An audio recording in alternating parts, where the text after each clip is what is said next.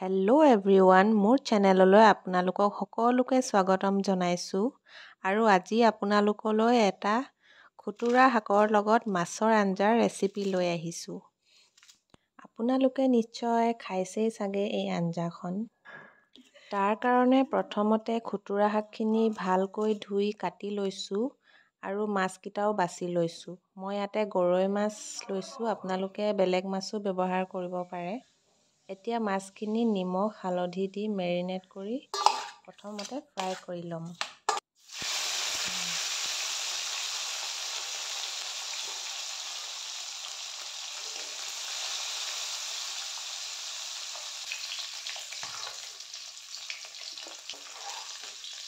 এতিয়া মাছখিনি ফ্ৰাই হৈ যোৱাৰ পাছত উলিয়াই ল'লোঁ মাছকেইটা, আৰু সেইখিনি তেলতে মই নহৰু ব্যৱহাৰ কৰিছোঁ। মই ইয়াতে পিঁয়াজ ব্যৱহাৰ নকৰোঁ।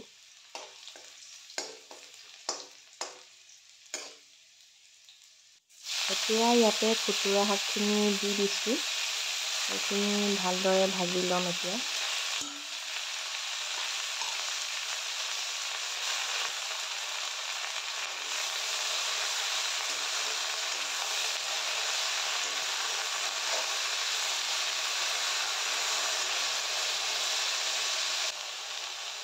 আৰু তাতে মই দিছোঁ এতিয়া নিমখ,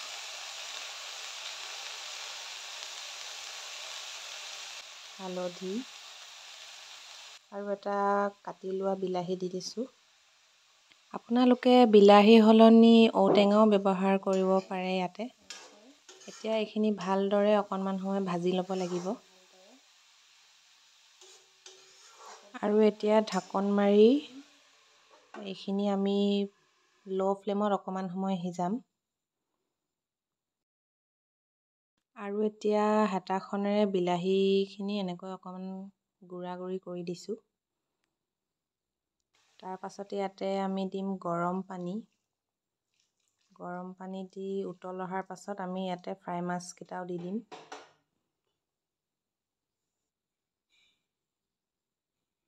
এয়া দি দিলোঁ ফ্ৰাই মাছকেইটা।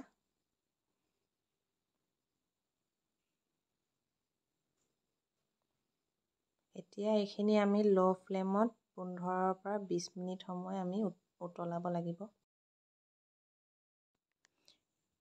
এইফালে আমাৰ অলমষ্ট বনি তৈয়াৰেই হৈ গ'ল আঞ্জাখন। আপোনালোকে পানীটো নিজৰ ইচ্ছা অনুসৰি দিব। আপোনালোকে যদি জোলটো খাই বেছি ভাল পায় তেনেহ'লে পানী অকণমান বেছিকৈ দিব। মই ইমানটোৱে খাই ভাল পাওঁ, সেইকাৰণে ইমানটো পৰিমাণে দিছোঁ। আৰু লাষ্টত ধনিয়া দিয়াৰ পাছত এয়া তৈয়াৰ হৈ গ'ল আমাৰ আঞ্জাখন। এতিয়া এনেদৰে গৰমে গৰমে আপোনালোকে ভাতৰ লগত পৰিৱেশন কৰিব পাৰে। আশা কৰোঁ ভিডিঅ'টো চাই আপোনালোকে ভাল পালে, আৰু অন্য এটা ভিডিঅ'ত লগ পাম বুলিও আশা থাকিল। আজিলৈ আহোঁ তেনেহ'লে, বাই।